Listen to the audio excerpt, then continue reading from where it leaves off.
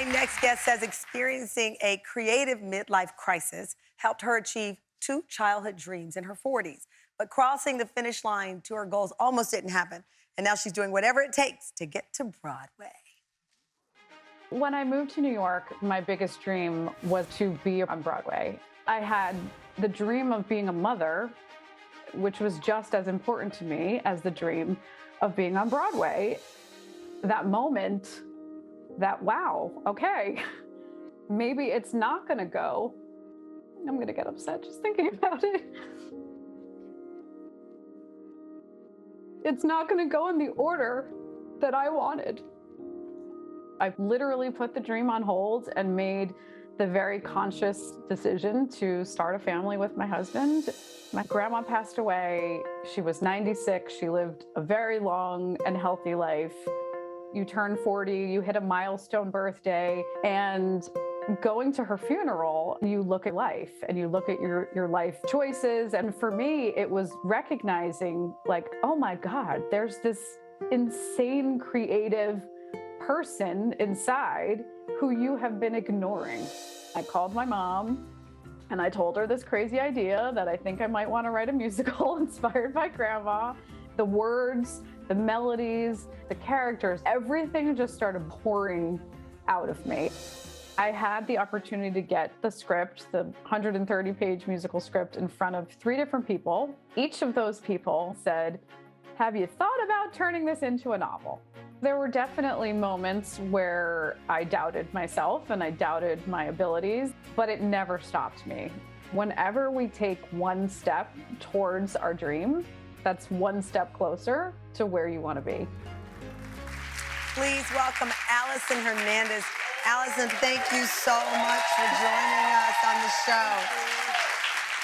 I gotta tell you, my own mom put her dreams on hold to raise me, and I had the honor one day of speaking at my mom's college graduation later in her life. So I know intimately, and now that I'm a mom, I look at what am I putting on the back burner to raise my son. What was that like for you to face that moment that you felt like, I can't do both, I have to make a choice? Yeah, I mean, it was a really hard decision. I think every woman who wants children faces that decision. Can I have it all? Can I have it all at the same time? And for me, I was getting really close. I was living in New York. I got my equity card. I performed at the Apollo Theater. I was touring with a Tony Award-winning director, and I was having all the success. And then the doors just stopped opening. And, that rejection is real as an actress. Especially when you know the rejection is tied to your personal decisions that you're making, motherhood. Yeah, absolutely. And so I had a teacher, an acting coach, who told me at that time, you look 25, but you sound 40. And that's really working against you in the casting world. And I don't think this is your time. And I think you're really going to peak in your 40s. And so what are you going to do for the next 10, 15 years? And I said, well, okay, I guess I'm going to have some babies. Oh. So I did. And it was a really hard decision to hear that feedback, that very specific feedback. But I took it to heart. I trusted him. He's still one of my favorite acting coaches, and prepped me for today. So you saw the comment as a positive, as an inspiration versus a setback.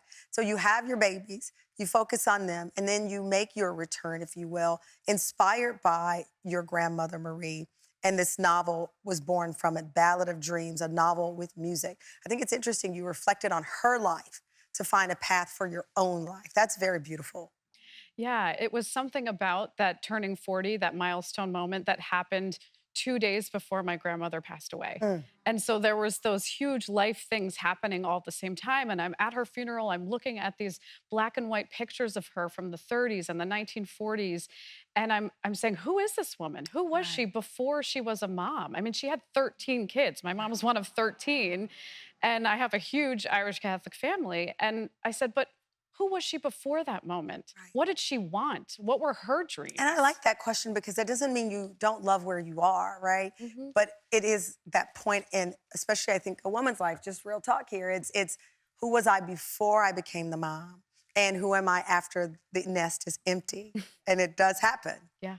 And you hit that moment and you learn something from your grandmother's journey.